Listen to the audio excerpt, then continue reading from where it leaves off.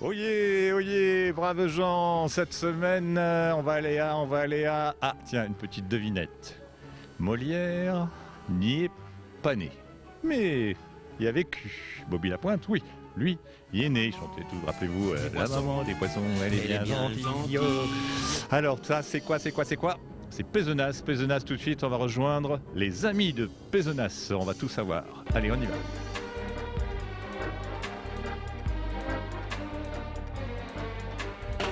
Eh oui, pour parler de Pézenas, il fallait un ami de Pézenas et c'est l'association Claude Albert. Oui, c'est une vieille association qui fête ses 90 ans cette année. Bon anniversaire. Oui, merci, et qui a été créée pour justement protéger, sauvegarder, mettre en valeur un patrimoine qui, vous le voyez, est très riche. Alors comment on peut résumer Pézenas?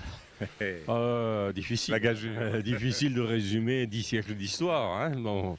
Sur cette place 10 siècles nous contemple. À peu près, oui. Ouais. C'est l'ancienne place du marché au blé, hein, qui se plaçait au pied du château. C'était un castrum, hein, une position fortifiée au Moyen-Âge qui devient, à la fin du Moyen-Âge, au XIVe, XVe siècle, une ville de foire, où se rassemblent les marchands du Midi, du Languedoc, mais aussi de l'Italie, de la Catalogne, pour échanger les draps. D'où sa richesse. D'où sa richesse. Jacques Coeur, par exemple, avait un hôtel ici, à Pézenas, un comptoir. Vous savez que... Encore un. Oui, encore un. Donc c'était une ville marchande.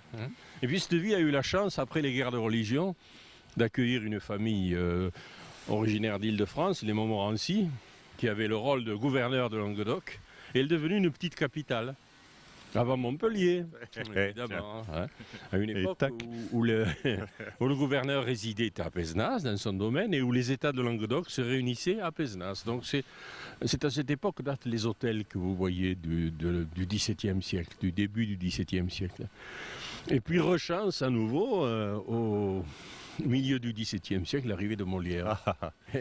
Il est arrivé, il est passé. Incontournable à Pézenas. Il n'est pas né à Pézenas, attention. Non. Il y en a qui croient. Oui, il y en a qui recherchent la maison natale, le berceau, le crâne de Molière enfant, que sais-je, mais non, il n'est pas né à Pézenas, effectivement, mais il a, disons, découvert... Festoyé aussi. Voilà, beaucoup.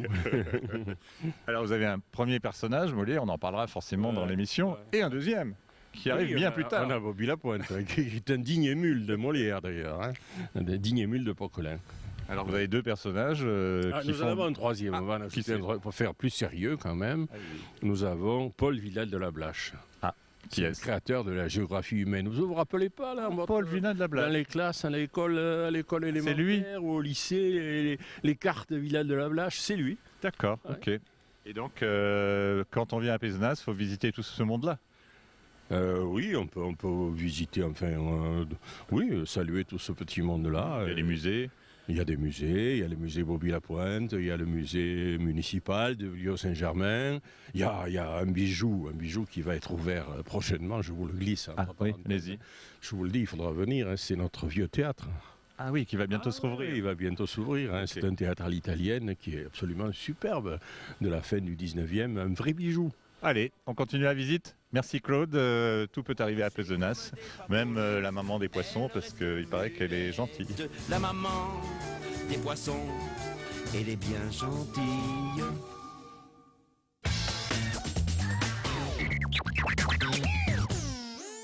Coucou, deuxième beau rendez-vous.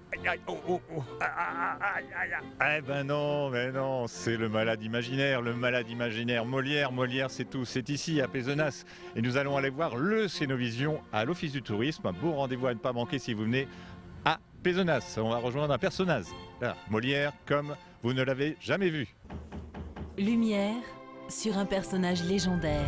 Pézenas présente un spectacle multisensoriel à la rencontre de Molière.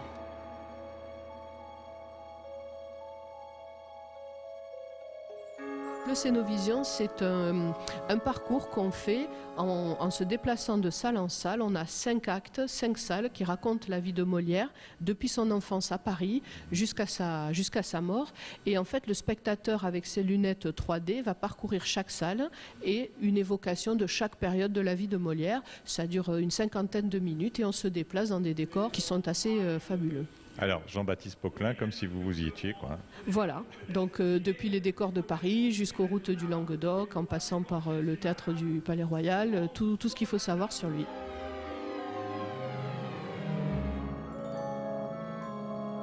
Ma cassette, c'était une belle réplique encore de Molière. Le théâtre, Christine, c'est où? On va par Allez, venez, on va au théâtre.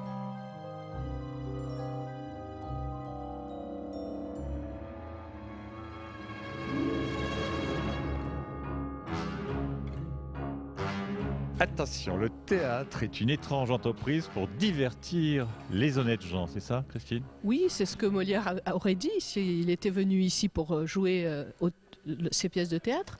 Alors ici, on est dans une église qui était la chapelle des pénitents noirs en 1590. Et après la Révolution, le lieu a été vendu comme bien national. Et en 1804, un groupe d'habitants de Pézenas a eu l'idée de fonder un théâtre privé dans ces lieux. Donc c'est un petit pied de nez à Molière et aux comédiens qui étaient excommuniés à son époque. Et donc le lieu a servi de théâtre jusqu'en 1947. Il est devenu municipal entre-temps et après il a connu des vicissitudes, il a été abandonné et là depuis quelques années il est restauré et d'ici quelques mois il va servir à nouveau au moins pour être visité et après comme lieu de spectacle. Ah, que voilà de belles mains! Les mines sont médiocres, mon cher Jourdain. Mais vous voulez parler du diamant, qui est fort beau. Oui, madame, Dieu me garde dans J'ai dans les mains un petit morceau peut-être du futur théâtre. Serge est là, et vous êtes EPV. Qu'est-ce que ça veut dire EPV? EPV, ça veut dire Entreprise du patrimoine vivant, dont nous Vous êtes pas conservons. nombreux comme ça à faire ce métier-là. On est très peu en France à avoir cette qualification. Et le but, c'est de conserver ce savoir et de le transmettre. Alors là, vous avez un bel ouvrage. Mais là, pour nous, c'est un ouvrage très intéressant parce que, premièrement, il est classé monument historique. Et ça fait 1 an et demi que nous travaillons dans ces lieux. Nous avons restauré la partie charpente et la partie menuiserie qui concerne tous les parquets, les portes et les claustras. Dans votre atelier et ici sur place avec toute l'équipe. Ici aussi avec des jeunes que nous avons en formation et que nous sensibilisons sur les métiers du patrimoine. Voilà, monsieur, c'est le PV et on fait sauter. Non, on ne fait pas sauter le PV. L'important, c'est de continuer. Voilà, un bel ouvrage. Vous verrez bientôt le théâtre de Pézenas.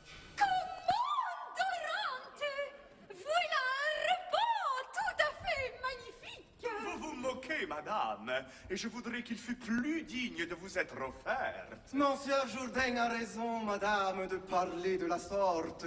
Je demeure d'accord avec lui que le repas n'est pas digne de vous.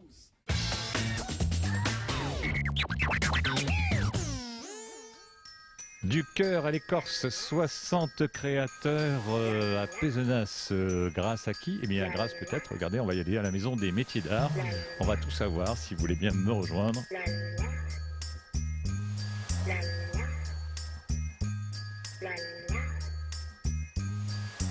Ah, c'est génial. Ici, nous sommes carrément alors dans votre maison qui est là.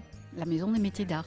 Métiers d'art, ça veut dire qu'à Pézenas, il y a beaucoup de métiers d'art? Ah oui, il y a une trentaine de métiers d'art. Et puis tous les invités, comme dans cette exposition, 60 invités du monde entier, puisque 5 pays qui sont représentés. Alors là, c'est plus le bois, là. C'est le bois sculpté, le bois doré, le bois marqueté, en particulier. Voilà. Grâce à l'AFTAB. L'AFTAB, entre autres, l'association française du bois tourné, du tournage d'art sur bois. Tout à l'heure, on ira voir un tourneur sur bois. On va également dire que pour visiter ici cette place Gambetta. Oui. Et toute l'année, alors on peut venir vous voir, se renseigner, comment ça se passe? Alors, le toute travail. l'année, la Maison des Métiers d'Art fait de très belles expositions avec des pièces d'excellence et des créateurs du monde entier. Les créateurs, je vais aller les voir tout de suite. On a rendez-vous avec Olivier, là, il fait de l'or, la feuille d'or, j'y vais.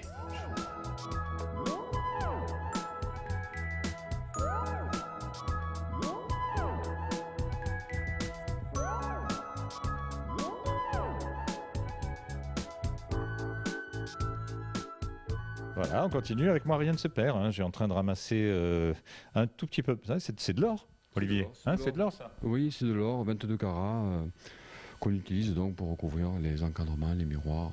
Alors, Olivier, le métier s'appelle comment? Doreur à la feuille. Alors, la feuille, donc c'est ça, c'est ce que tu as en main?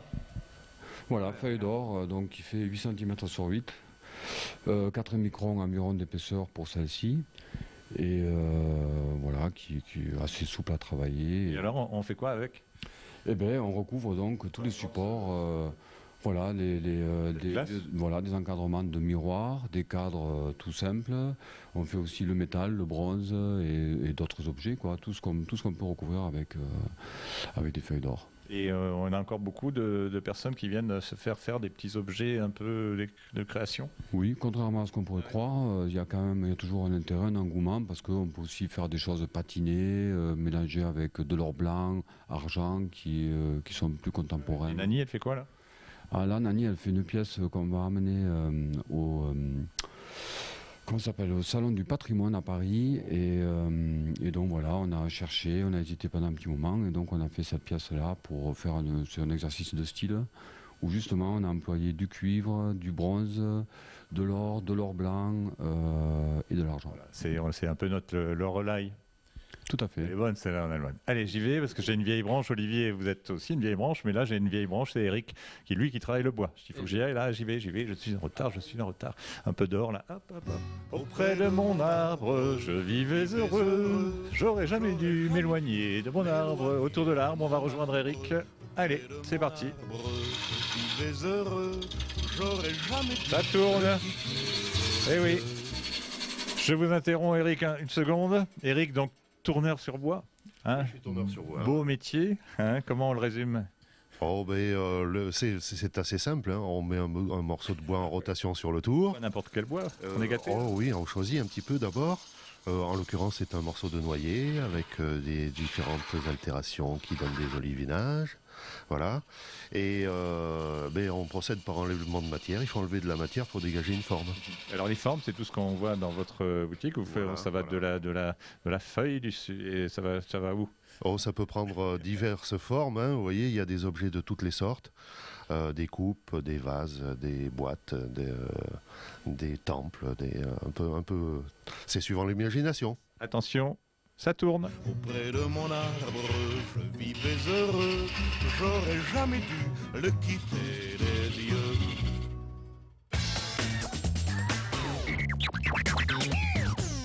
Coucou, un tonneau c'est normal, un verre c'est normal. Un verre de la poésie, le théâtre, l'illustre théâtre, Gérard, c'est chez vous ici, un peu à l'écart du centre-ville. Ouais, bienvenue, c'est ça exactement, tout près du centre, mais légèrement à l'écart, juste à l'abri de la fureur et du bruit. Alors, la substance moelle de ce lieu? Alors c'est une ancienne cave viticole qui a été réaménagée en théâtre il y a maintenant 10 ans. Donc une équipe de comédiens qui a pris ce lieu en main et qui en a fait un théâtre avec 2 salles, avec plein d'activités, plein de... Qu'est-ce qu'on y voit? Quelle est la substance donc sur scène? Essentiellement, c'est le bon vouloir des artistes. Donc ça peut être, on peut voir autant de la comédie que de la tragédie, de la danse, de la musique, du cinéma. Du Villanova. Par exemple, enfin, effectivement, on a un goût immodéré. Il est né à Pézenas, j'ai oublié de le dire. Ça. Absolument. Et Daniel Villanova, c'est un des piliers du théâtre. Ah oui. Voilà. Le programmation, vous avez le site, vous allez sur le site qui est écrit, je sais pas, vous le mettez là, enfin où vous voulez. Donc le chai, donc 2 salles et l'ambiance. Alors c'est comment ici à Pézenas? Très chaleureuse, très chaleureuse. Voilà, donc ici on reçoit tous les Pissénois et puis les gens de l'extérieur, évidemment aussi les touristes l'été. On les accueille dans le jardin du théâtre pour des soirées, des chaudes soirées d'après spectacle. Et puis aussi les soirées d'hiver, on les accueille dans le foyer. Avant. On grignote aussi? Bien sûr, parfois. Voilà. Avant certains spectacles, je vois qu'il y a la faim qui taraude. Je ne peux plus, moi j'en peux plus là, on a très faim. On te quitte parce qu'on a une autre pièce de théâtre à aller déguster, mais là, alors on y va. Allez. L'Amphitryon, c'est tragique, cette pièce de Molière, tout est théâtre à Pézenas, même le repas, on va manger à l'Amphitryon, c'est tragique. Allez, c'est parti. Vous venez? Vous venez? Ah là là, j'ai une faim, Cécile, l'Amphitryon, c'est quoi? C'est une pièce de Molière, mais c'est pas que ça. Oui, à l'époque de Molière, l'Amphitryon, c'est un hôte, donc une personne qui reçoit. Ouais, c'est sympa comme nom du restaurant. Donc l'idée, l'Amphitryon, c'est tout jeune, c'est tout neuf ici. Oui, on est tout nouveau, on a ouvert le 6 août. Et l'idée, le thème, c'est quoi? Que vous avez envie de faire quoi? Pierre a fait de la cuisine raffinée, simple et recherchée. Et il faut que je le recherche. Où il est, Pierre? Voilà, juste là. J'arrive. Allez, salut Cécile. Alors on prend la lotte donc qu'on a acheté. La belle bête. Voilà. Donc ici nous allons les barber. Voilà. On tire la peau bien comme il faut ici pour avoir un joli petit filet bien blanc.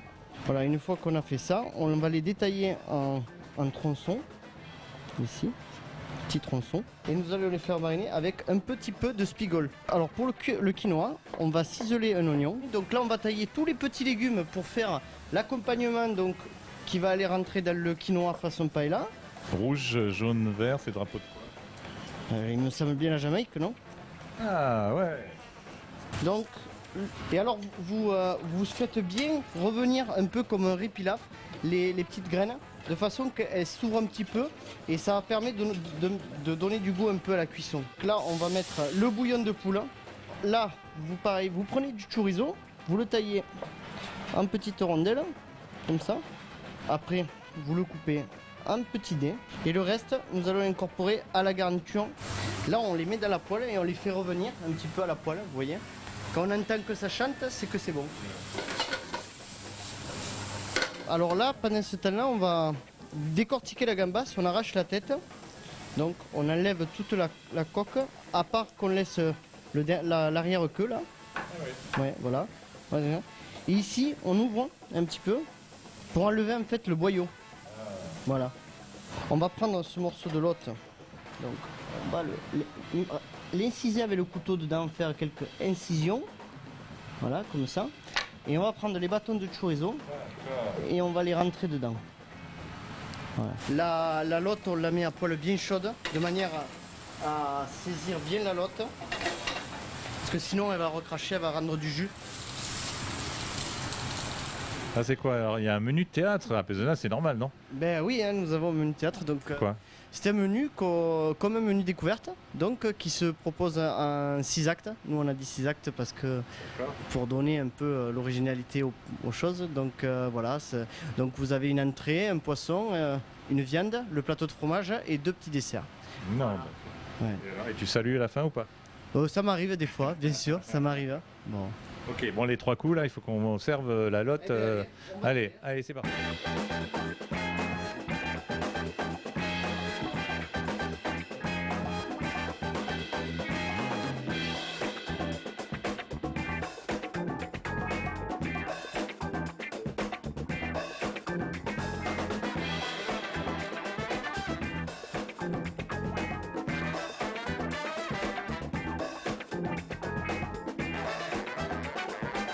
Super, Pierre. Donc, comment tu l'appelles? Ton plat, rappelle?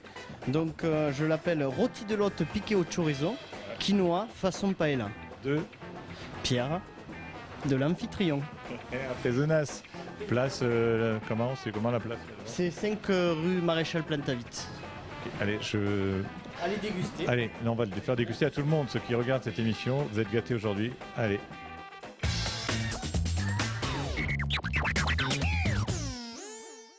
Coucou, au pays de Bobby, il y avait des Thierry à la caméra.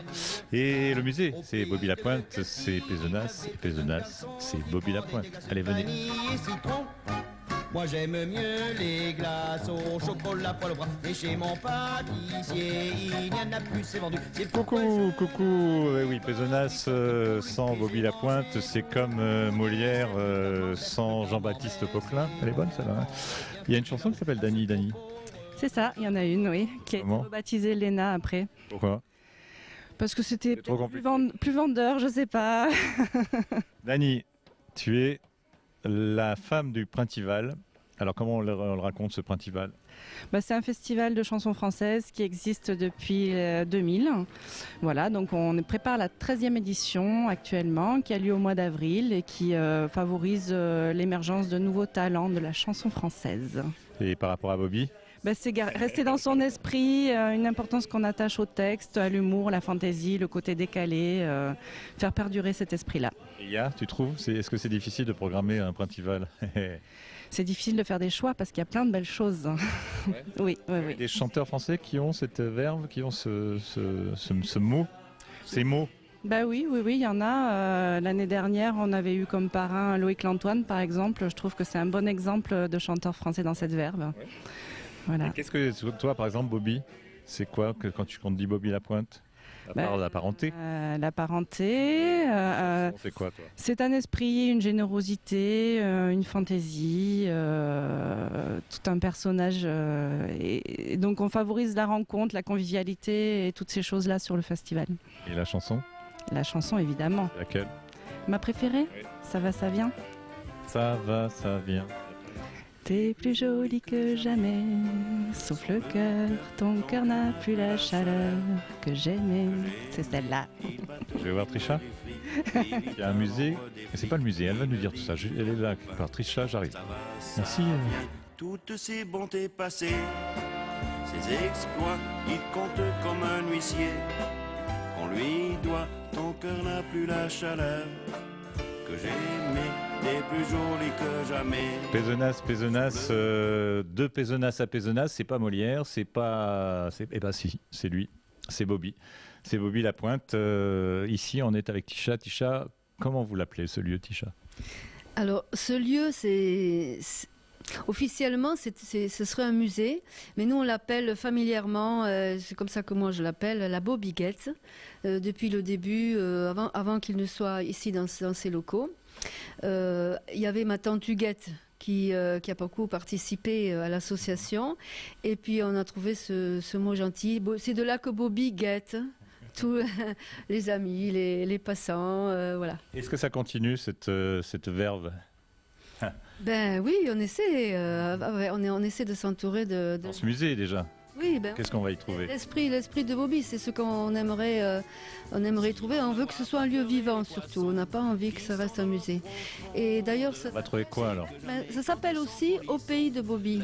Alors on y trouve des œuvres d'art consacrées à Bobby. Son itinéraire, son parcours, peut avoir une exposition qui lui est dédiée, le parcours de sa vie, de son œuvre, les films qu'il a tournés, beaucoup de photos. Et ses copains? Puis ses copains qui passent souvent, bien sûr, des guitares, des chansons, on y trouve tout ça, et des documents personnels, enfin voilà, il y a beaucoup de choses. Il y a peu de gens qui savent que c'était un matheux quand même. Eh ben oui. Un mathématicien. S'ils ne le savent pas déjà, ils peuvent le découvrir ici. Il y a des documents. Il y a sa méthode. Qui parlent, oui, tout à fait. Il a inventé une méthode. Oui, une méthode Bibi binaire. Bibi. Voilà. Je ne vais pas vous la décrire maintenant, on n'a pas le temps. Hein. Et votre chanson à vous, c'est quoi? La préférée? C'est facile, la question bateau. J'adore, je suis née au Chili. C'est des chansons qu'on... Comment les paroles? J'aime beaucoup, ça va, ça vient, je l'adore aussi, évidemment. Mais les mélodies, moi, le philosophe et l'esthète. Les paroles de Je suis né au Chili? La misanthrope aussi. Les paroles de Je suis né au Chili. Je suis né au Chili, mon père était au lit et ma maman au chi. Mais il ne resta pas qu'à maman le tapa et papa c'est pata, etc. Et j'ai peur d'avoir dit. Merci. Et lui dit le fait est que nous allons fêter l'enfant que je t'ai fait. Pourquoi tu me regardes comme ça? Il fut tant de poteaux qu'il fut tant un poteau.